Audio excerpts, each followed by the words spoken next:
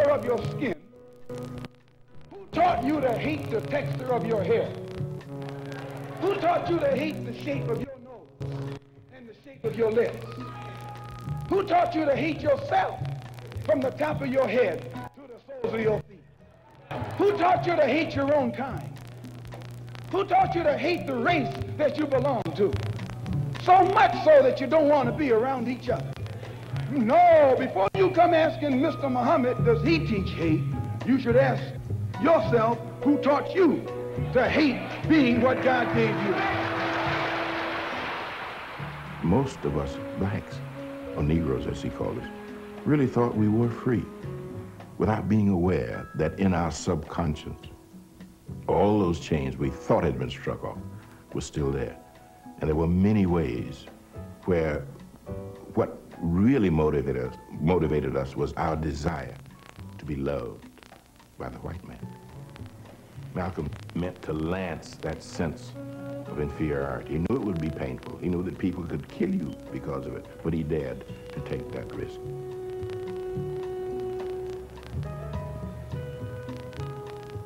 He was saying something over and above that of any other leader of that day.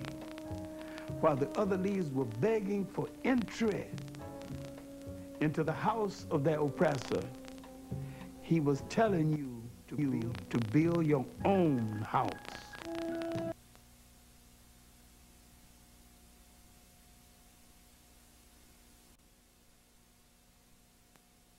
History is a clock that people use to tell their political and cultural time of day. It is also a compass that people use to find themselves on the map of human geography. History tells of people where they have been and what they have been, where they are and what they are. Most important, history tells a people where they still must go, what they still must be. The relationship of history to the people is the same as the relationship of a mother to her child.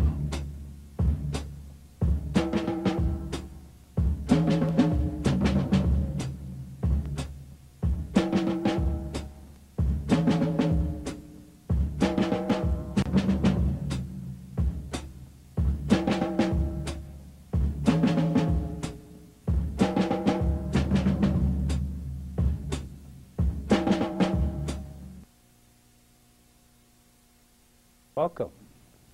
As you see, we're talking about Dr. John Henry Clarke, a legend. I mean, truly a man before his times, born in 1915, and really shows how to live and survive being black in America. And it's my honor, really, to have Mrs. Sybil Williams Clarke, here today with us. And, of course, Booker T. Coleman, or KABA, Hawawatha? Kameni. Excuse me. My brother. But it's interesting. I just watched this film again, and it's such a thrill to have you here today to discuss this giant of a man. I mean, it's overwhelming watching this film and being close to people that really knew him as well as the two of you. I mean, he's close to your father in age, and naturally you were married to him all those, what, 12, 13 years? Well, you were with him that many years, and had the pleasure of being close to this genius. You were just telling us that film took 4 days to do, and he was blind at the time. He had a photographic memory, and he's one of a kind, self-taught. Truly a son of a sharecropper. All these accolades. Tell us a little bit about what it was like being close to such a giant. Well, if you begin at the beginning, I came from the little, I call it the Coconut Island of Jamaica. Oh, good. Yeah. Yeah. And when I came, I met people who had been friends of his, and he was then lecturing at the County Cullen Library. He and Dr. Yosef Ben Yakano. Ah, Dr. Ben. And in those days, Both of them were not known or well known, but only to a few people, friends mostly. And they would meet in this little space on 136th Street. And those days you paid maybe a quarter to get in. We're talking 40s, Yeah. 30s, or No, 40s? in the early 50s. Early 50s, okay. In the early 50s. Okay. Or maybe, well, I came here in 1947. Okay. I met John in 1949. Okay. And the people that he worked with and were friends with were his lifelong friends to the end. And one person in particular, Mrs. Alberta Lewis. They were both at the school teacher, YMCA. right? No, No? it was a YMCA, and they then had what you call the Harlem Thinkers. It was a young group of people from all over, but mostly from the city. And they would meet and discuss and have book, readings. And from this person, all through those years, until he wrote the Christopher Columbus and the African Holocaust. And he was blind at the time, but he dedicated that book to her. That is the kind of person, he never forgot his friends, Yes. all through the years. And he had a value on human life at whatever stage you may have been. You didn't have to be in academia, you didn't have to be a professional, you just had to be a fellow human being. Yes, yes. That is what distinguishes him even until today. Even until today. That it resonates wherever you go in the world, or in America, or wherever you are. There is some person who will come up to me and said, I knew your husband, he changed my life. Yes, yes, very much so. That's fabulous. Well, I definitely changed your life, more or less. He was your guide throughout your life. No wasn't doubt, no doubt.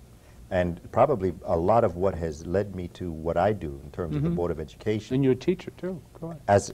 As a teacher, as a teacher of culture and social studies, and as your opening quote spoke of, history. That's a quote that I often use also. And that has been ingrained in my mind in terms of the role that history plays and understanding who you are. Because I had the honor of meeting Professor Clarke when I was young, 12 and a half. I was brought up to Harlem by a group of what we call old heads. They were part of what would become the Black Panther Party in New York. These were the conscious brothers and sisters that would take a group of young brothers, and like I say, I grew up down the block here in Amsterdam houses.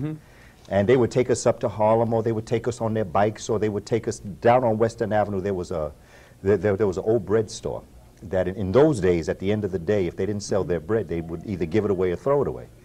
And so they used to get, these old heads would get sticks of butter, and they would take us down, we'd get a drink and get the bread, and we'd sit on the docks down on West End, and they would just talk to us and teach us about culture. Well, one of these activities that they took us was to take us to Harlem to sit before Professor Clarke. And that was my first meeting with him. I was 12 and a half. It was 1966. I was at the end of my 7th grade. And the reason why I tell this story and what has made me be here is, as Elder Sybil has said, he changed my life. He gave me what he often said he wanted to give us was self-concept, a sense of self. And as I work with our children in the Board of Education, I'm celebrating now 26 years in New York teaching. One of the things that I noticed that our people, that our children do not have, that our families sometimes do not give them because maybe they have not been given, is a sense of self-concept.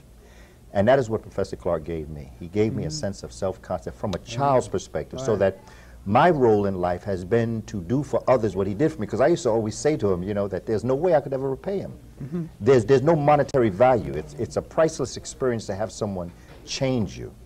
And he used to say, well, your role is not to pay me back. Your role is to do for others what I did for you.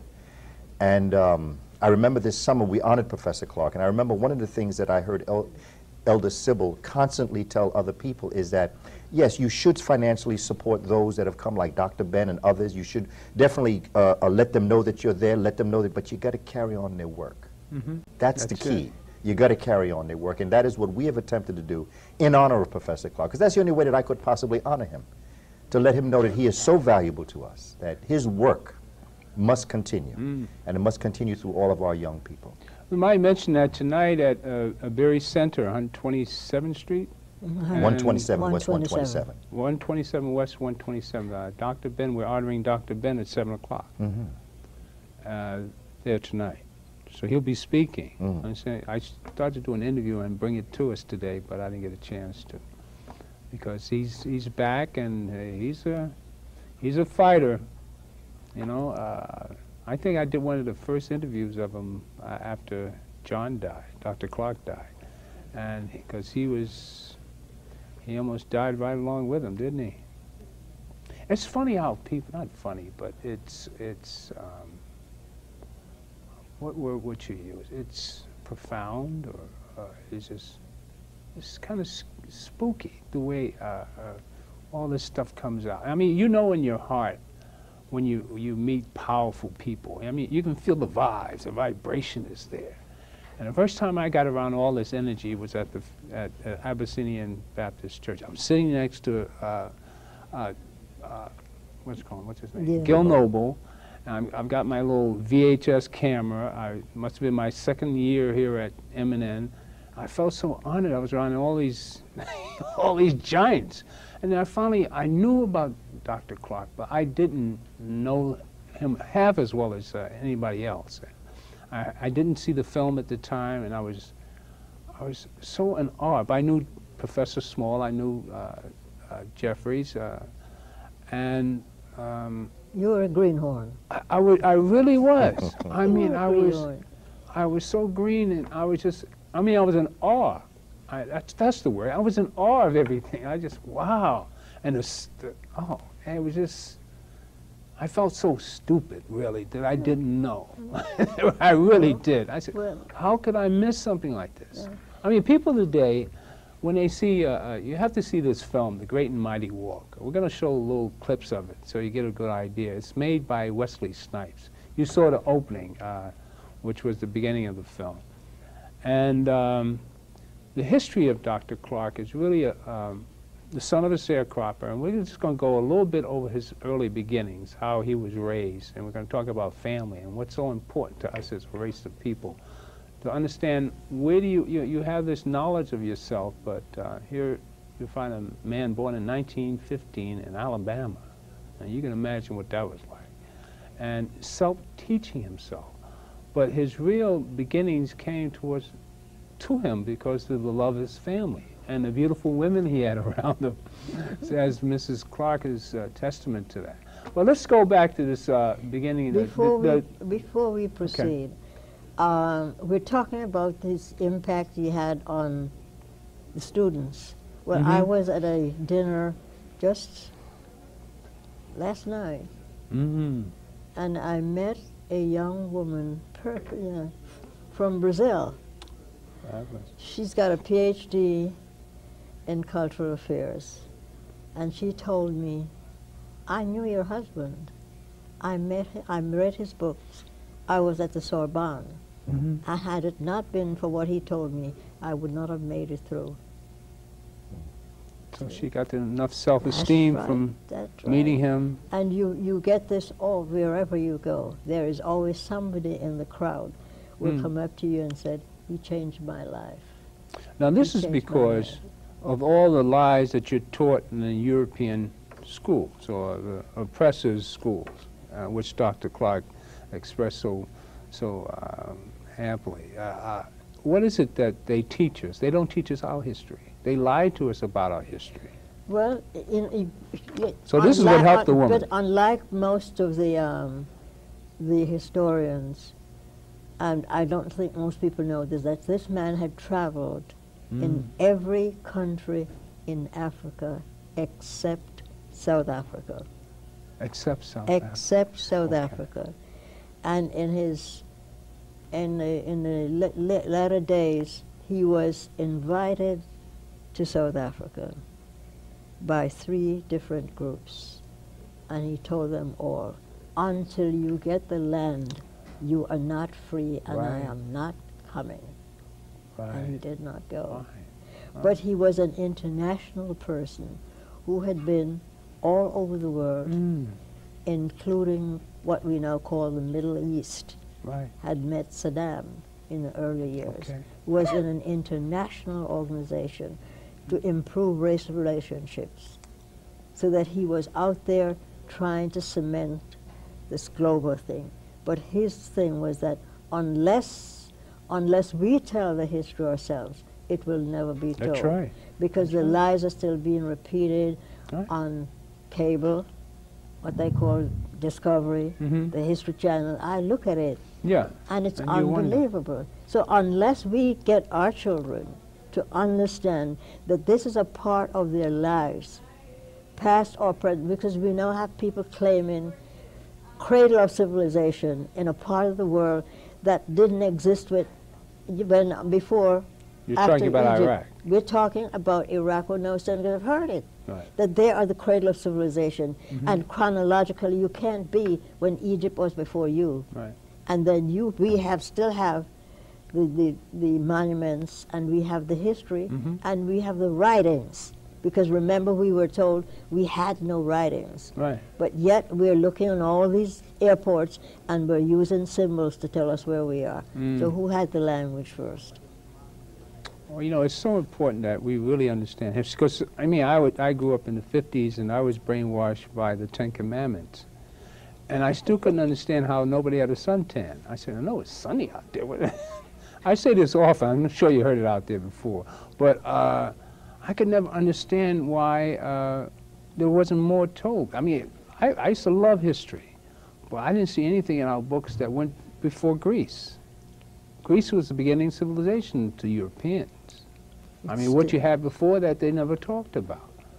So then when I got into ancient Egyptian history, and I realized that, like Dr. Clarke, 10,000 BC when we were building pyramids, the European was in the cave.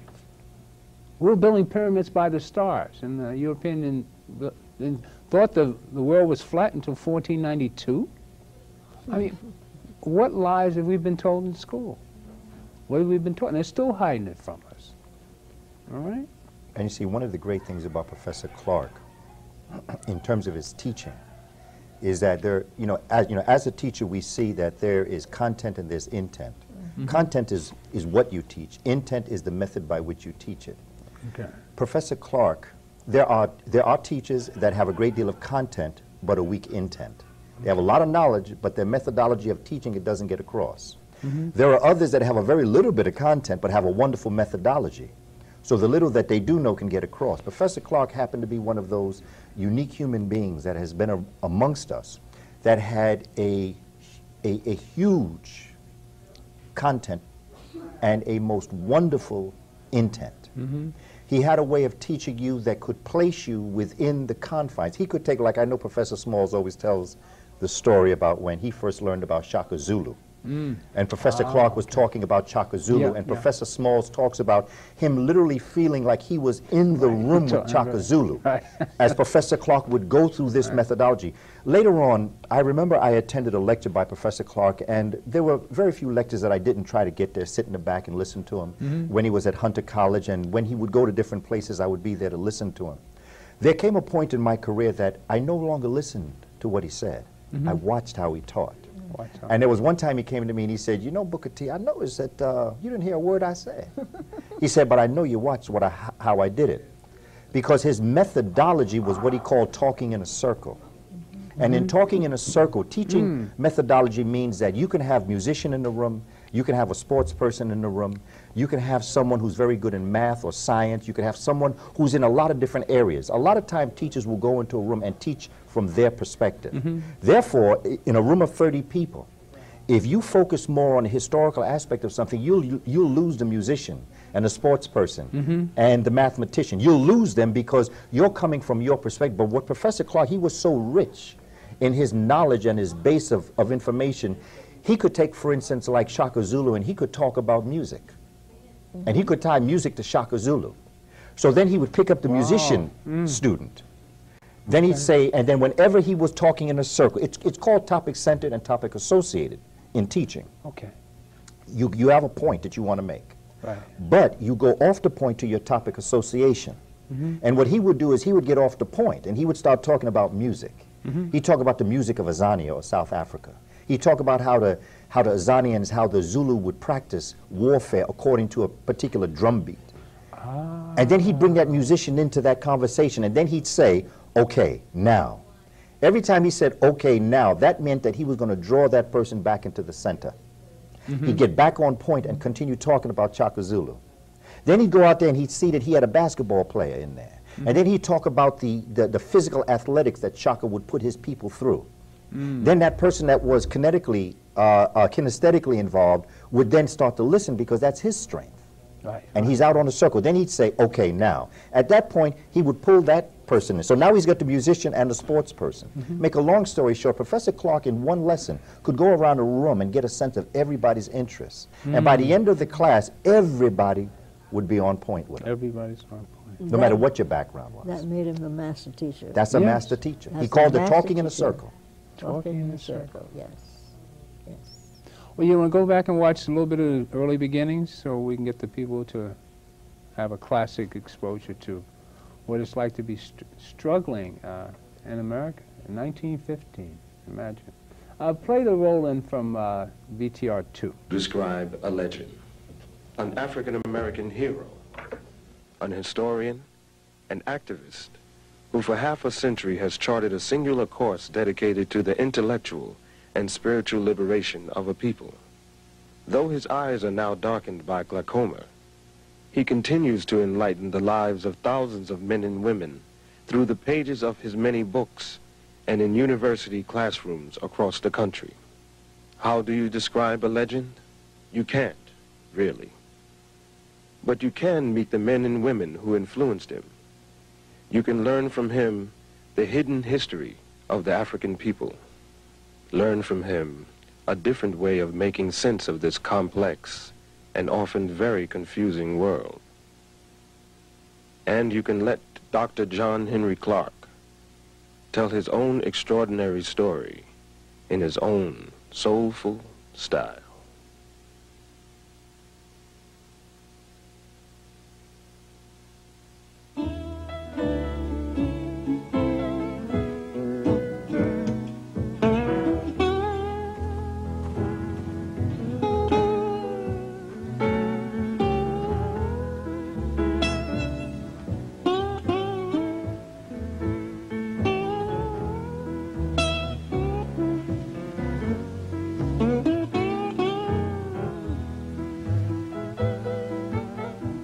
I was born on Sharecropper Farm in Union Springs, Alabama, New Year's Day, 1915. That was a great feast day in our family. And because my mother was a favorite in the family and I was late arriving, she said that nothing would be killed in this family until my child is born.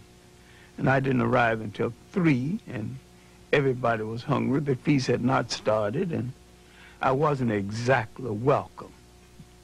They never quite forgave me for that, holding up the feast. My early schooling was in one-room schoolhouse that we called Miller's Hill School. When we moved slightly out of the city, I was chosen to go to city school. Officially, I never finished high school in the formal sense until later years. In fact, I taught 2 generations before I took time out to get my BA, my master's, and my PhD. And I have it all now, but I'm principally self-trained. My university was the public library and well-chosen second-hand bookstores. So while I grew up poor, I grew up in a very rich environment, culturally rich.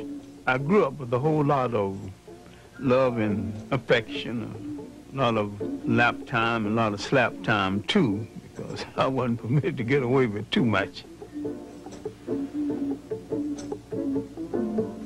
Miss Evelina Taylor is my 5th grade teacher, and she might be the foundation teacher in my life. In addition to teaching me basic good thinking and good conduct, she called me into her room during her lunch hour one day and told me to stop playing the fool because I was playing the fool just to get accepted.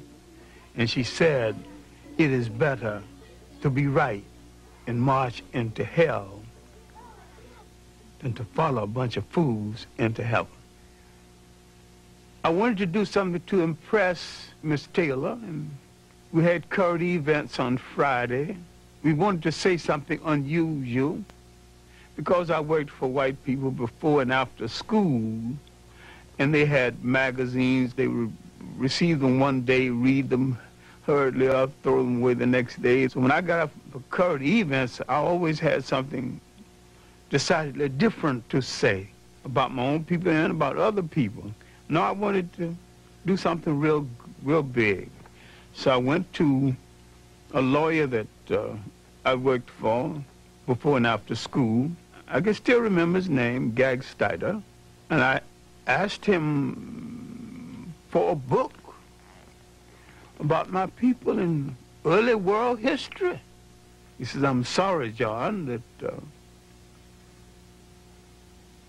you came from a people who have no history. My mind would not accept that. I continued to search, and I opened a book called The New Negro, and I opened to an essay called The Negro Digs Up His Past. And for the first time, I knew that I came from a very old people, that we were older than slavery, older than oppression, older than Europe. Now the scramble began for more information.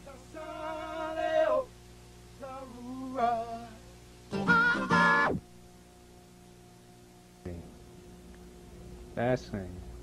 How does it feel to watch that? The contrast to that is we're talking about that period of time. Mm-hmm. I have a grandniece who's now going to high school in Columbia, South Carolina. And she brought a book that's reading material for the class. Mm-hmm. For the class. Mm-hmm. All right? And we're saying that China discovered America in 1496. Do you hear what I'm telling you? China discovered America in 1496. A book that's given to the children. This is what they have in the class. So we're going backwards. Precisely. So the fight is on, and not the fight, but the war is on for our minds, and not only mind, but our land, which is now Africa. Right. And unless we continue this fight, our children will be lost. So our kids today are back to the early beginnings of Dr. That's Clarke. right. This today. Today. So This summer she was here for the summer. She showed me the book because I gave her some books to read. So this is required reading in the high school she's going in Columbia, South Carolina. Believe it or not. Well, that's unreal. Well, let's come up to New York. Yeah. The social studies book that they're using in New York City, while I may not quote an African-American piece, I can quote a Native American piece that will give an Abenaki creation myth. And underneath it, it will say, these people believe this is how they came into existence. Mm-hmm. You see, the way in which they do it is very subtle. And the way in which they will deal with the children's mind. You see, what we are experiencing in the Board of Education today, despite what you will see on TV from those who are in charge, we are worse off now than we've ever been before. The bottom line that we're looking at, and what Professor Clarke's struggle was, and the struggle that many educators who have respected his struggle and continue his struggle, is the reality that in the mid-'80s, there were some good things happening in education. under the guidance of Dr. Richard Green, who lived right here on the corner on the Alfred, on 61st. That's my old high school. The Chancellor. He died. Okay? Now, again, I'm going to leave that other to the side. He died. Let's just come to that grips, because I have questions about that, but that's another discussion altogether. He was implementing certain programs. At that point, those folk in charge decided that could not continue. And they put in place a plan that took them from around 1987, 88 until this present time to enact. And the bottom line that we're experiencing in our educational system, as I relate to our children, is our children are absolutely brilliant. Make no mistake about it, they are brilliant. They are more brilliant in a sense of all the things that are in front of them than past generations, as it should be. Everyone should do better than the one before. That's natural. But the bottom line is the power that our people have, if we ever were to go and become the John Henry Clarks and the Shashi McIntyres, if we ever were to be the Sybil Williams Clarks and all the others that stand up and teach and learn, we would revolutionize the world. We would do in education what Michael Jordan did in basketball and Tiger Woods did in golf and the Williams sisters do in tennis. We would change the structure of it. Therefore, they couldn't co-opt it because they wouldn't know it. They can't play the Williams sisters because they play a game that others don't play.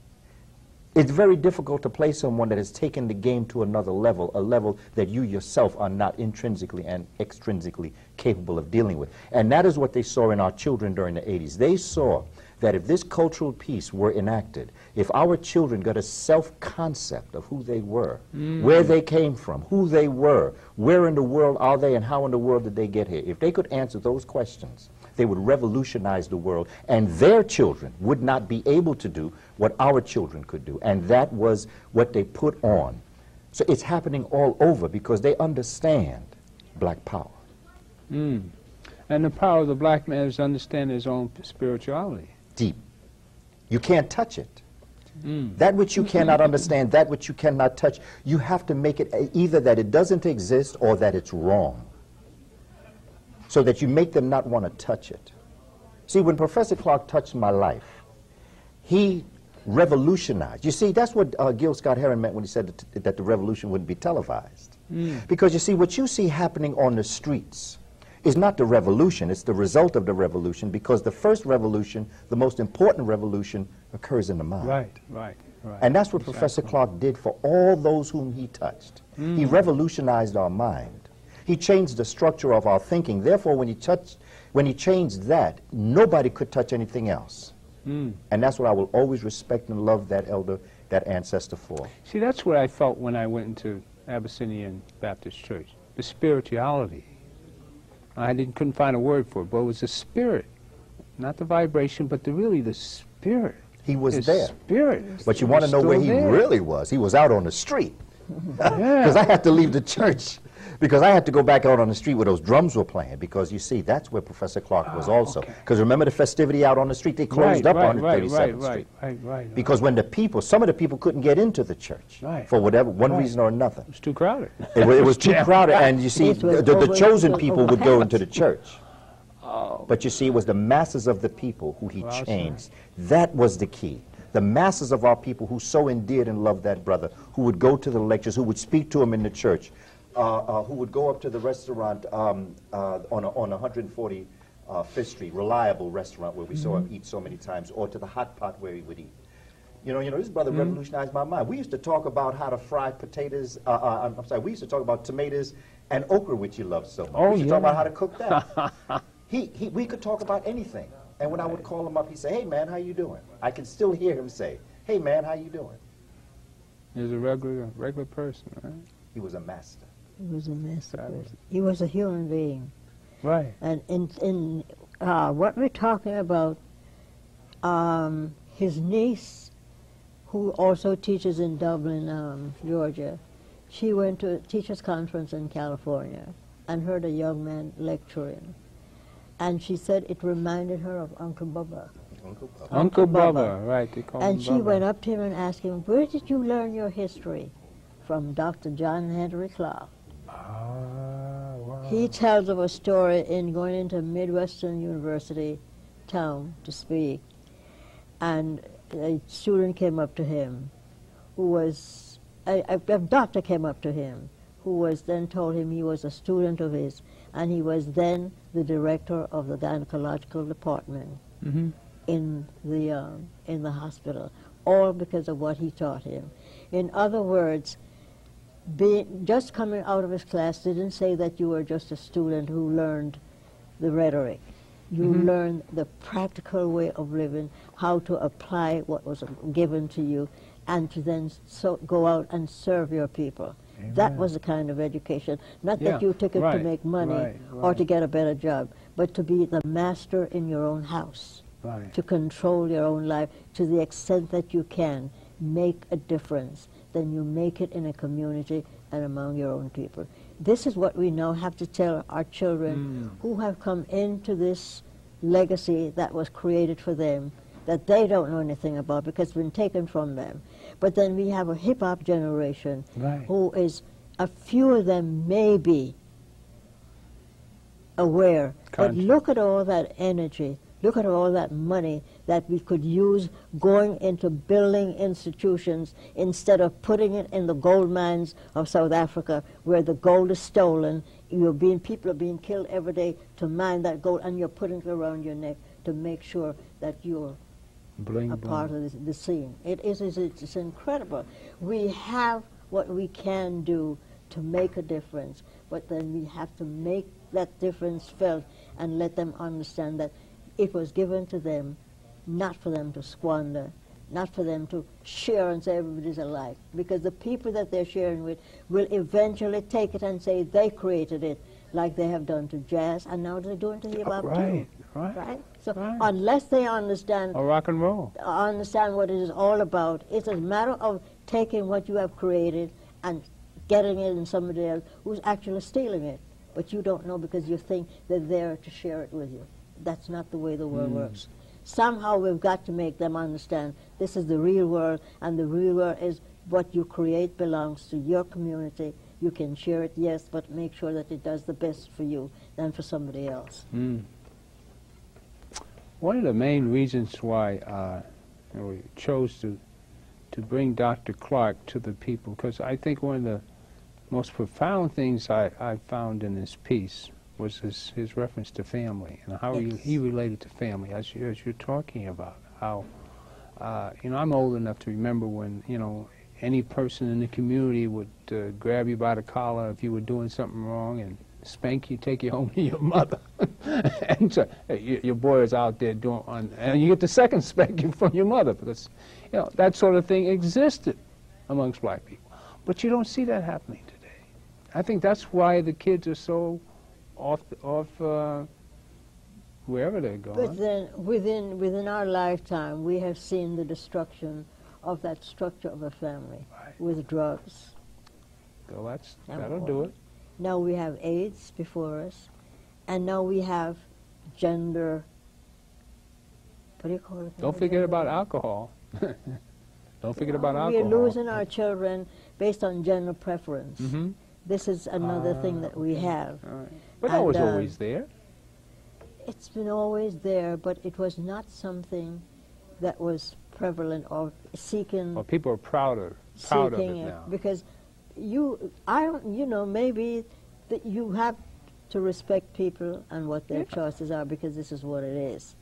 But somehow, the proliferation of this behavior and being pitted, you have to see it to understand what it is. Because children who are growing up in a normal situation understand that there's a difference between a male and a female. All right, let's go back to the continent of Africa. Dr. Ben teaches, Dr. Clarke taught us that in that society, at the age of puberty, a young boy is taken out into the woods and then circumcised. And then he understands the role of a... That's right. And they do the same thing to the female. Then they would put them together in close relationship where they're excitable, but they can't touch each other, and that is control. Sexual control and a behavior and a respect between and a difference between the gender. We have lost that. We don't have that. We don't have that. Well, that's by design. All right? And then you cannot create a nation of people and you're not having children. Right. You're not rebuilding. Right. And then to tell me that you can have children, because the phenomenon now is that two female can then go together, but they can get they can then choose a child, and then one person will go through the process. If that is not screwed, you got to tell me what it is.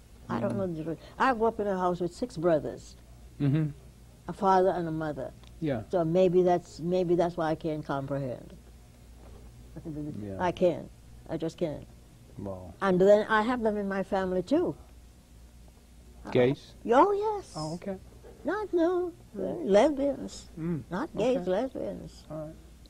It has not touched the male in our family, but it has touched the female in the family. And in every instance, these children have gone to white universities.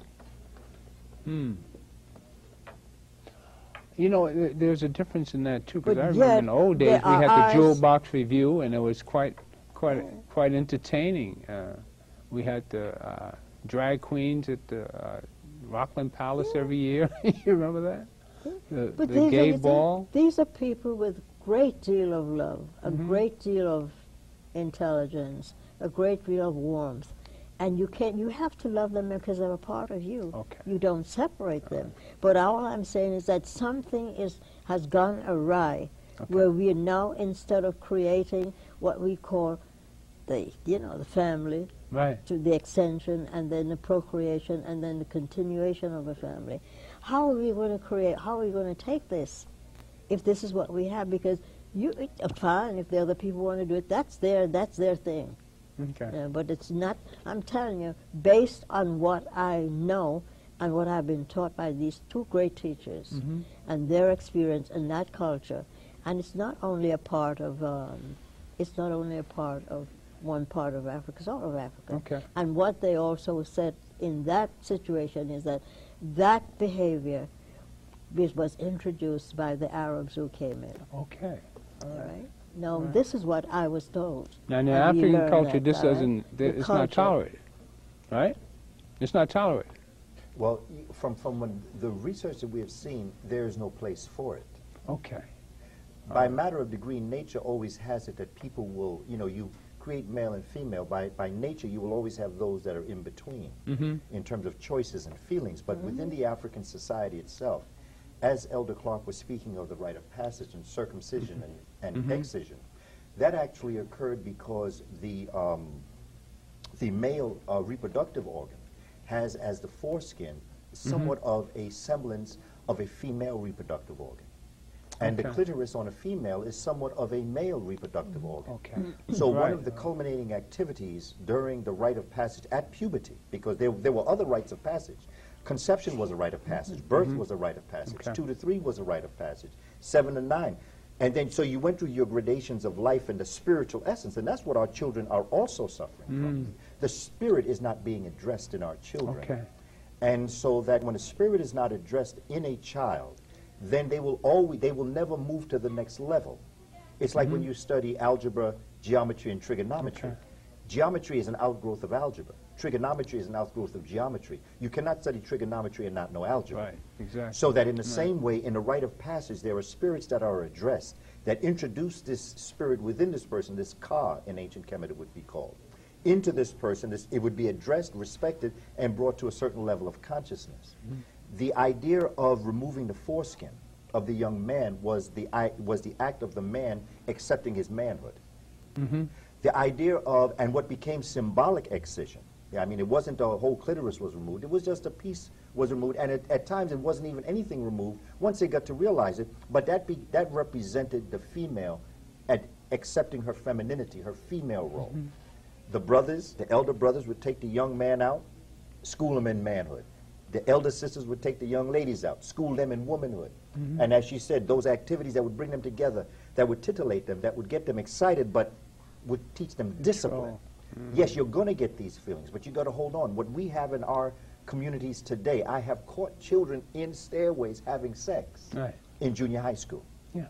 See, they know me because I used to always walk the stairway. So they know stay off exit 10 because that's where Brother Booker is. Because I walked it. And the first question that I would say, I've caught them having oral sex. Come on, let's be real, because this is what the problem is. We're not talking about these issues. Okay. My first thing with the young brothers, do you have a condom? Not that they work. But if you're going to be acting like this on the staircase, are you protecting yourself? Are you aware of what you're doing? Are you ready to pay for this young lady's baby if you get her pregnant? Does her mother know that you're on the staircase doing this? This is what's happening. And that is because the children don't have a sense of self-concept. Because what I tell a sister, if you understood how sacred your temple is, and brother, if you understood how sacred your reproductive organ is, you wouldn't put it in every hole you come upon. No self-concept, no idea what's going on. You would care for your body a different way if you understood it. And African folk teach their children about their bodies. And so therefore these other things, whether it be your sexual preference or whether it be the drugs you put in your body, the people you associate with, the things that you do, all come out of a self-concept. And see, this is what again, I go back to what Professor Clarke did for me as a young man of 12 and a half, at these moments of raging hormones. He caught me at a most opportune time. Right. He taught me what the zipper was on my pants for. He taught me how to conduct myself, how to be a man, and what to expect for in the ladies that I associate with. These were the kind of conversations that this brother would have. I would love to tell you I saw him every day, I hung, but I didn't. But in those moments that I did meet with him, we had these kinds of conversations. He would ask me how my grades were doing. He'd ask me how I was doing. This is what we need to do with our children. Don't be afraid of them. Ask them, what's going on? How'd you do on your report card last time? How you doing in school? What are you eating these days? You know, these are the little things that if you just, and they want to tell us. They just look hard because they're hurt. The hardest heart equals the hardest hurt. And what Professor Clarke did, he touched my spirit. And we need to touch our children's spirit. Amen. You mentioned his family. I started going to Columbus, Georgia with him in 1991. Okay. I didn't realize it was so long. Yeah. But he would go home, he would be down there at 2 weeks before the holidays, the Christmas holidays. I would go after the holidays because I was here with my family. And since his passed, I still go down every... You still go down? I still go down every day. And if I don't, as a matter of fact, they started calling me from September to find if I'm coming. That's fabulous. But he loved his family unconditionally, including his two children. He loved them unconditionally. And family to him was paramount in his life. Well, let's hear what Dr. Clarke has to say about family. Family, okay, go ahead. It's in VTR 1. This is our closing piece, and we'll be right back at you. It's a short one. It's only about 4 minutes. All right? VTR 1, the second half.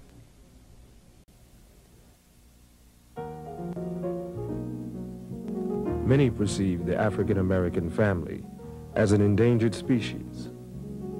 To Dr. Clarke, the family is the soul, the spirit, and the cornerstone of the nation. If the family dies, so does the nation.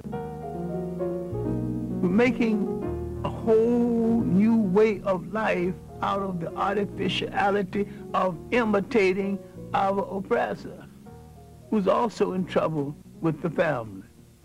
And we grew up in communities where every child was a child of the whole community and could be disciplined and rewarded by anyone in the community. Now we bought into someone else's sociology.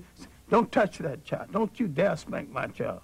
Conformly, your mother left you alone and said, if they misbehave, you can spank them. We don't have that kind of relationship one to the other anymore. After emancipation, we made a monumental effort to find broken bits and pieces of our family. My own grandmother spent 3 years wandering around Virginia trying to find her first husband, who had been sold to a slave breeding farm in Virginia. But the major thing was we were trying to put families together and to have family connections. Our new mission of liberation is to put strong families together again, because the family is not only the embryo, the beginning of all that we can call civilization, but it's the beginning of all anyone can call a civilization. Because this is the essential network that leads to nation. There's some common sense things we can still be doing. Our communities are miniature nations. We have to control them, control the real estate in those communities, control the education in those communities. You cannot write the history of this nation as though it is only a white nation. It's a multicultural nation. I'm saying whatever the solution is, either we are in charge of our own destiny or we are not in charge. On that point, we got to be clear. You're either free or you're a slave.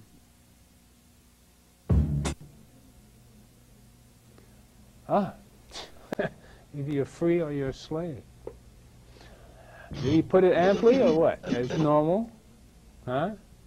He just has a way of putting things that only he could do. I recommend everyone see this film. It's called The Great and Mighty Walk. The producer is Wesley Snipes. Well done, Wesley. Tell us about anything you want to say, Mrs. Clarke. Well, in his early life, he'll tell you how he got the books, and he liberated the books. People were not using them. But at age 83, when he left us, or he made his transition, prior to that, 10 years before, he had gifted his works, his books, the largest portion, and we estimate about 40,000 books, to CLARKE Atlanta University. Oh, that's what they are. It is now in the Woodruff Library Center, and it's now been transported from the floor down below to the upstairs floor, and it's now a research library where it's controlled, because there were some problems with safeguarding the books. And that he left as a legacy for all of us. And my suggestion is students who are studying and who want to know the history, you access the information at that research library, because it is there. It was his intention that it be a repository of knowledge for the kind of knowledge he couldn't get, and he had to go searching for all over the world, and he's left it there. Across, he wants it to be used from students across the diaspora. So that is his legacy, and I hope the young people and whoever is listening will take advantage of that gift that he left. Unstintingly, he gave it as a gift without any monetary consideration. Amen. My grandson just started CLARKE. Yes. Right. This September. Great. He started CLARKE Atlanta. Fabulous. Ah, man, what a show. That's just, it's warming to just talk about this giant of a man. Any closing remarks? One thing I remember about Professor Clarke is because of my awe of him. He was what I would consider my intellectual father. I had parents, wonderful parents. They gave me all the things I needed to do as a young man, all the things I needed to be. But I remember that Professor Clarke, in our awe of him, sitting at his feet and listening to him speak and things like that, I remember there were times when he would, after the presentation and we'd be walking somewhere, he'd say, you know, Booker T, there's going to come a time when I don't want you around me. He said, because there's a time when if I've really done my job, you're going to be out there doing what I'm doing. So he said, don't get caught up in what he called like when you honor somebody to the point where they become your savior. Because he understood that his power, you know, and he understood that his pull, his magnetism was such that people would be drawn to him. But he often said, he often reminded us that if I'm doing my job right, there's going to come a time when you're not supposed to be around me.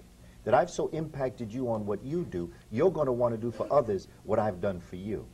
And this was the kind of individual that he was, because he could have had us always around him in total awe of him and hanging on every word, which we did when we were around him. And I'm speaking not just of myself, but all of the other people that he's had such a strong impact on. I am one of many, many, many hundreds, if not thousands, of people who have directly or indirectly been impacted by him.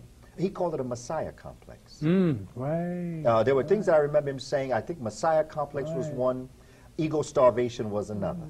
Right. When you are doing what you're... Dependence and deprivation. Say it again, please. Dependence and deprivation Yes. is another one he used.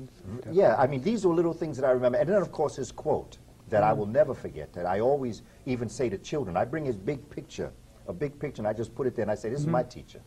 And this is what he said. He said that history was a clock that people used to tell their political time of day. Right. And that history was a compass that people used to find themselves on the map of human geography. Right. And with those two concepts, you can understand how history builds. When I teach my classes, there are two things that I start with. I start with geography and history. Geography sets the students in space. History tells them the time. When you ground a person in time and space, you can take them anywhere, teach them anything, and they can take it to another level. And this comes out of the teachings of Professor Clarke. Amen. And I say, let's keep on keeping on. Amen. There's going to be a number at the end of this program. We have a few minutes left, where if you want to keep up with the teachings that we're trying to present to you on this program, there are many more to come, because you've seen Booker T before, and you'll see much Miss Sybil Williams Clarke, much more. I believe we should do a series of Dr. Clarke, all right? And I think we should get this teaching, this method of teaching, and the information that he had for us all. You know, it's good to see that he has it down there at Clarke University. So my grandson can, hopefully he'll take advantage of all this. Yeah, and the students who are... I was Who taught you told, to hate the color of your What about something skin? here in New York, though? oh, Who yeah. taught you to hate the texture of your hair? Who taught you to hate the shape of your nose and the shape of your lips? Who taught you to hate yourself from the top of your head to the soles of your feet? Who taught you to hate your own kind? Who taught you to hate the race that you belong to? So much so that you don't want to be around each other. No, before you come asking Mr. Muhammad, does he teach hate, you should ask yourself, who taught you to hate being what God gave you? Most of us blacks, or Negroes as he called us, really thought we were free without being aware that in our subconscious, all those chains we thought had been struck off were still there. And there were many ways where what really motivated us was our desire